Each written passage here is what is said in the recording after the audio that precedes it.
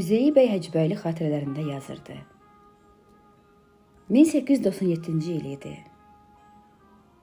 Mən doğma şəhərim Şuşada Leyli və Məcnun əsərindən bir səhnəcik gördüm.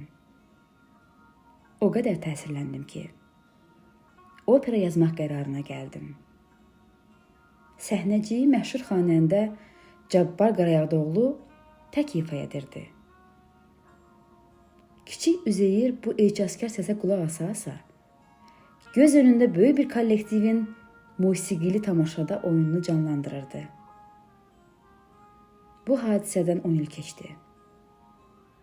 Üzeyir bəy Hacıbəyli Leyli və Məcnun operasını yazdı.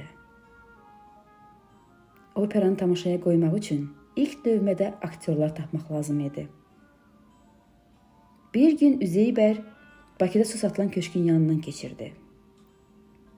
Birdən kiminsə gözəl səslə muğam oxuduğunu eşitdi. Bu aktyor Hüseynqulu Sarabski idi.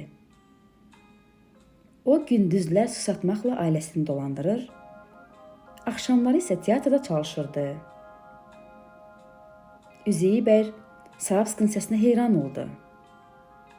Ona yaxınlaşıb opera yazdığını və Məcnun rolunda onu görmək istədiyini dedi. Hüseynqulu həvəslə bu təklifə qoşuldu. Leyli roluna ifaçı tapmaq çox çətin idi. Çünki teatrda bütün rolları kişilər ifa edirdilər. Leyli roluna elə gənc tapmaq lazım idi ki, həm səsi, həm də qrimdən sonra qadına bənzəsin. Bir gün Üzeyir bəy Sarabski və rejissor Hüseyn Ərəblinski çay içə-içə bu barədə söhbətləşirdilər. Bu zaman çayxanada köməkçi işləyən arıq, ağbəniz oğlanın zümzüməsi eşidildi. Hər üçü səs gələn tərəfə çevrildi.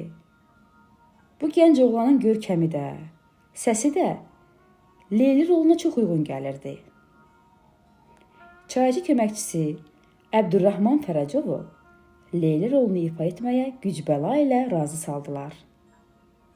Opera 1908-ci il yanvar ayının 12-sində səhnəyə qoyuldu. Tamaşanın rejissoru Hüseyn Ərəblinski idi. Üzeyir Hacıbəyli isə orkestra dirijorluq etməli idi. Lakin orkestrada skripka çalan olmadığına görə Üzeyir bəy özü skripkada çalmalı oldu. Dirijorluq isə gənc yazıcı Əbdürrəhim bəy Haqverdiyevə həvalə edildi.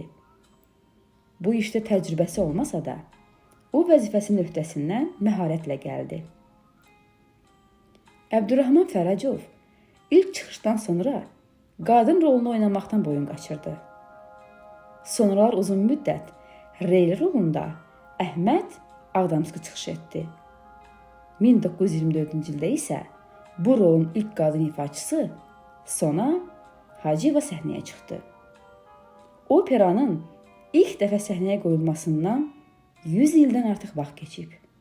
Bugün də Üzeyir bəyin bu ölməz əsəri ürəkləri fəth edir.